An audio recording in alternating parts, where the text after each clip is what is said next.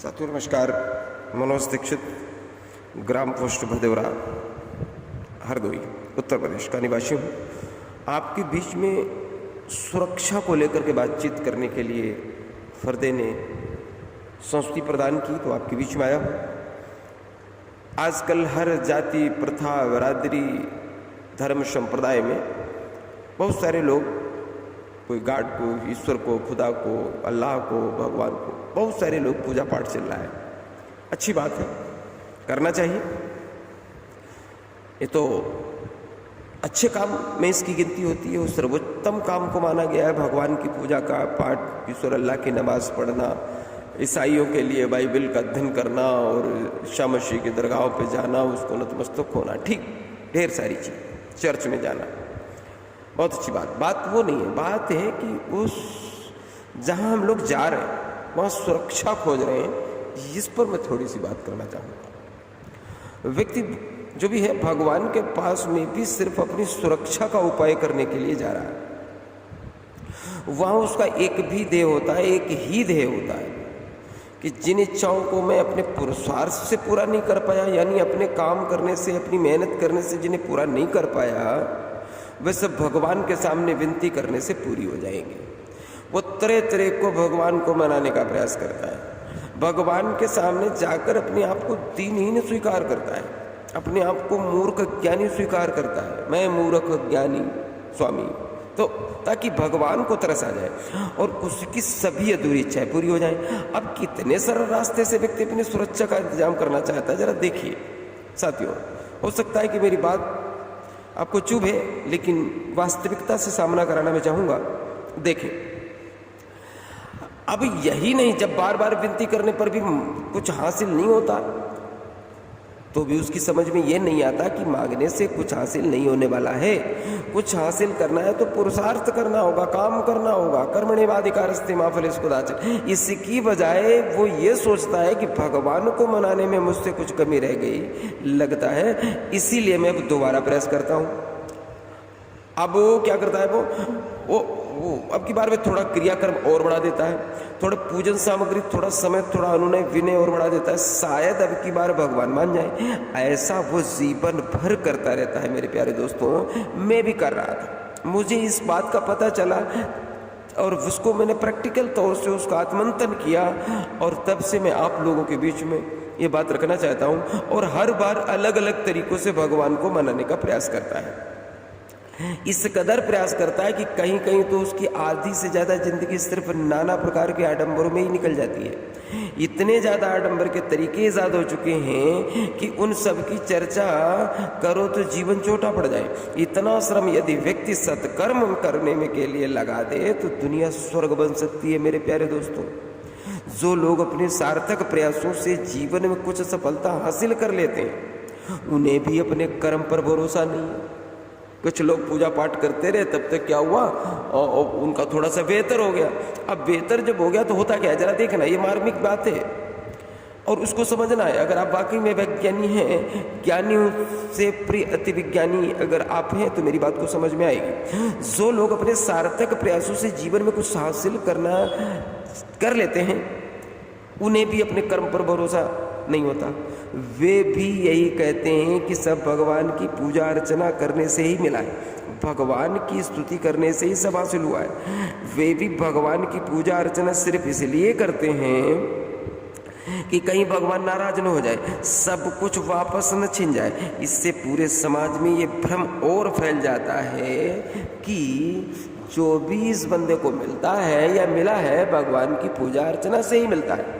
व्यक्ति यही सोचता है कि उसने पूजा अर्चना अच्छे से की है, इसलिए उसको सब कुछ मिल गया है। उसके पास दो पैसा होता है, जो भी पैसा होता है थोड़ा ज़्यादा भी भगवान की पूजा अर्चना में खर्च कर दे तो उसे कोई फर्क नहीं पड़ता।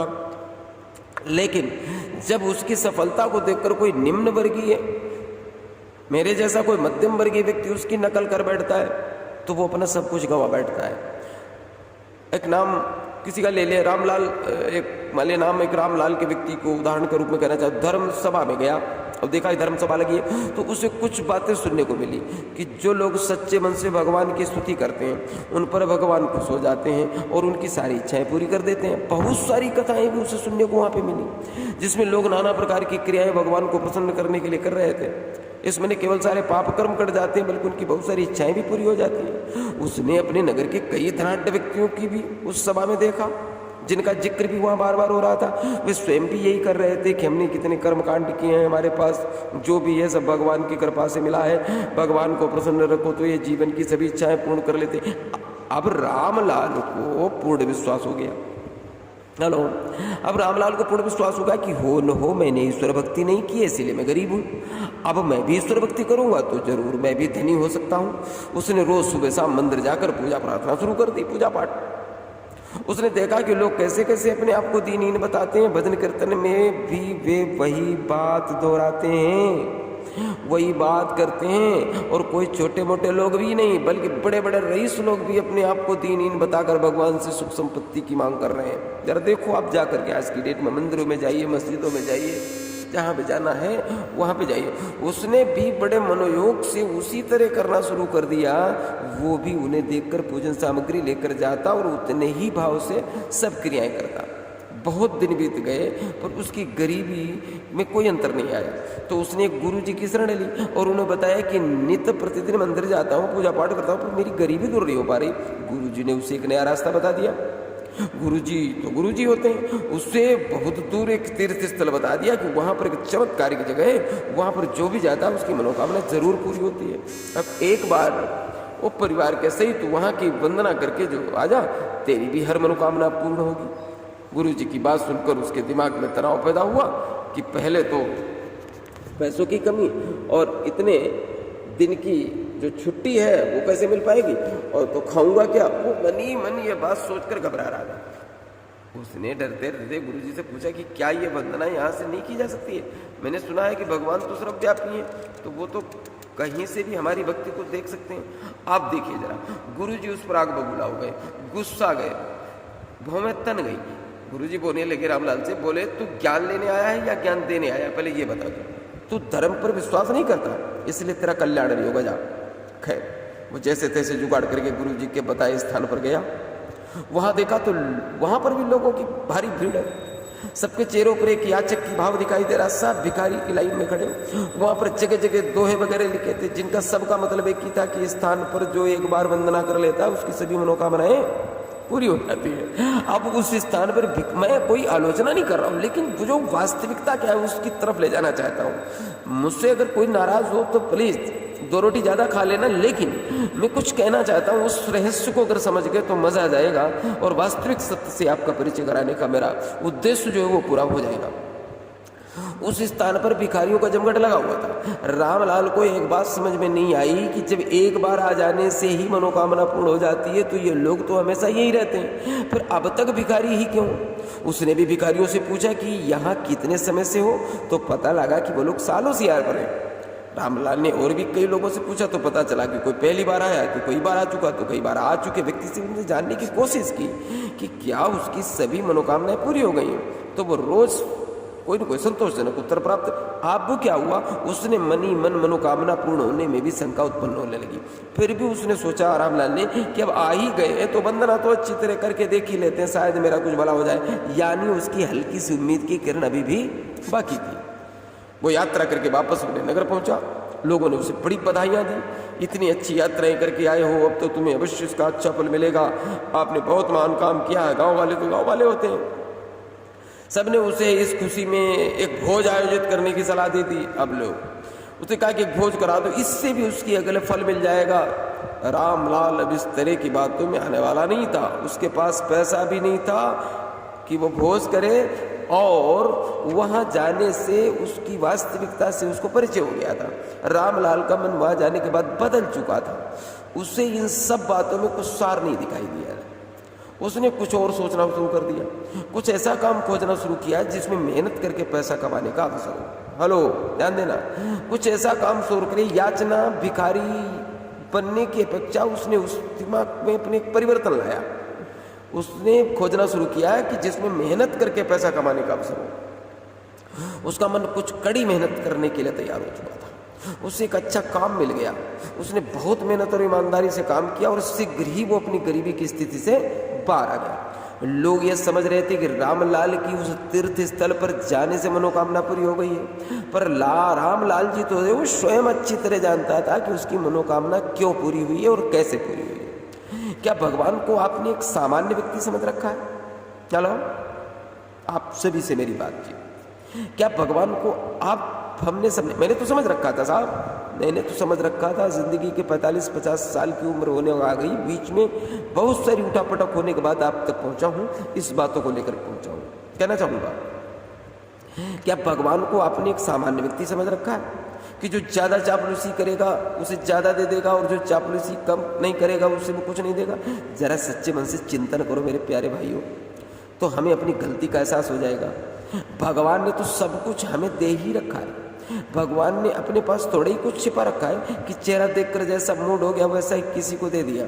उसने सारे खजाने हमारे सामने खोल रखे हैं, बस अपने पुरुषार्थ अपने कर्म के द्वारा उससे हासिल करना है। लेकिन व्यक्ति पता नहीं क्यों पुरुषार्थ को सजा समझता है, काम करने से बचना भी चाहता है और सब कुछ हासिल भी करना चाहता है। बड़ी विडंबना है, बड़ी अविस्मरणीय व्यवस्था है। बस जीवन भर इसी के लिए उपाय ढूंढता रहता है। सिर्फ मांगने के लिए व्यक्ति भगवान के पास नहीं जाता है। हेलो, सिर्फ मांगने के लिए ही व्यक्ति भगवान के पास नहीं जाता है। इसके अलावा अपने सारे दुष्कर्मों को निवारण करने के लिए भी वो भगवान के पास जाता है। बड़े सरल तरीके से, बड़े चापलूसी तरीके से अपने आप को इन दुष्कर्मों के प्रभाव से मुक्त करने का तरीका ढूंढता है। चलो, भगवान से विनती करता है कि हे भगवान, हे भोलेनाथ, जाने अनजाने में मुझसे जो भी पाप हुए उन्हें माफ कर देना। इसके लिए नाना प्रकार की भक्ति में करता हूं। बड़ी विस्तृत शब्दों में उपयोग वो करता है कि जाने अनजाने में। ध्यान देना, बताओ, स्वयं ज्यादा उसको समझने का प्रयास नहीं करता है कि कौन सा काम गलत हुआ कौन सा सही हुआ, लेकिन क्या करता है, जाने अनजाने से स्वयं ज्यादा उसको समझने का प्रयास नहीं करता कि कौन कौन से पाप मुझसे हुए और हो रहे हैं। ये सब हिसाब किताब भगवान लगाता रहेगा। मतलब ये भी झंझट नहीं पालना था। इतना झंझट में क्यों पड़ूं भाई, मैं क्यों करूं? ये तो भगवान ठेकेदार है। मैं तो बस भगवान को रिझाने के लिए एक रात्रि जागरण करवा देता हूँ, कुछ पूजा पाठ यज्ञ वगैरह करवा देता हूँ और उसके चरणों में गिर जाता हूँ। वो तो बड़ा दयालु है, मेरे सारे पाप माफ कर देगा, कर ही देगा। और पता नहीं कब और क्या पाप हो जाए, इसलिए समय समय पर ये सारे प्रपंच करता रहूंगा। हेलो, व्यक्ति पुराने जो पापों को की माफी मांगकर भी, हेलो, व्यक्ति पुराने पापों की को माफी मांगकर भी ये निश्चय नहीं करना चाहता कि अब पाप नहीं करूंगा। इसमें तो बड़ी जिम्मेदारी वाली बात आ जाती है। जब भगवान के द्वार खुले हुए हैं तो इतनी बड़ी जिम्मेदारी उठाने की क्या आवश्यकता है? फिर आकर माफी मांग लूंगा, फिर आकर माफी मांग लूंगा, क्या फालतू। वो जिंदगी भर माफी ही मांगता रहता है, जगह जगह जाता है, गंगा में नहाने जाता है, तीर्थ यात्राएं करता है, एक ही अभिलाषा के लिए मन में घूमता है। ईसाई चर्च जाता है, मुस्लिम नमाज पढ़ने के लिए जाता है, XYZ सभी के लिए बात है, कोई एक धर्म की बात नहीं है। मुझे कुछ मिल जाए, कुछ अच्छा फल मिल जाए, जिससे मेरा अगला जन्म भी सुधर जाए और जो पाप मुझसे हो जाते हैं उनसे भी छुटकारा मिल जाए। मनुष्य ने भगवान को मात्र अपनी सुरक्षा का साधन समझ रखा है। यार, भगवान का इस तरह उपयोग करना गलत है मेरे प्यारे भाइयों। भगवान को जब याद करो तो वे सब गुण स्वयं में लाने का निश्चय करो, तब होगी असली पूजा। अपनी जिम्मेदारियों का ध्यान करो। मंदिर पे जाने पर उन्हें धन्यवाद करो कि आपने तो मुझे मनुष्य का जन्म दिया, इसलिए आपको बहुत बहुत धन्यवाद है। हम भिखारियों के तरीके से गिड़गिड़ाने से पापा प्रसन्न नहीं होंगे, वो परम पापा है, सबके पिता है। गुण स्वयं लाने का निश्चय करो। अपनी जो जिम्मेदारियां हैं उनका ध्यान करो, अपने भीतर के भगवान की पहचान करो, अपनी शक्तियों को दीनहीन मत कहो मेरे प्यारे दोस्तों। इससे भगवान को कष्ट होता है। जब कोई बेटा अपने पिता से कहता है या पिता को कहता है कि मैं दीन हूं, हीन हूं, बेचारा हूं, तो पिता को बड़ा कष्ट होता है, बहुत कष्ट होता है। इसी तरह भगवान को भी कष्ट होता होगा। हेलो, अपने आप को भगवान के सामने जाकर प्रतिदिन प्रतिदिन दीनहीन कहेंगे, मन में बार बार ऐसे विचार लाएंगे, तो आप इसी तरह बनते जाएंगे। ध्यान रखना, बन रहे लोग कि कितने दिन से स्नान कर रहे हो गंगे की 10 साल हो गया, हुआ क्या? कुछ नहीं हुआ। जो बेहतर था वो भी क्षमा चाहता हूं।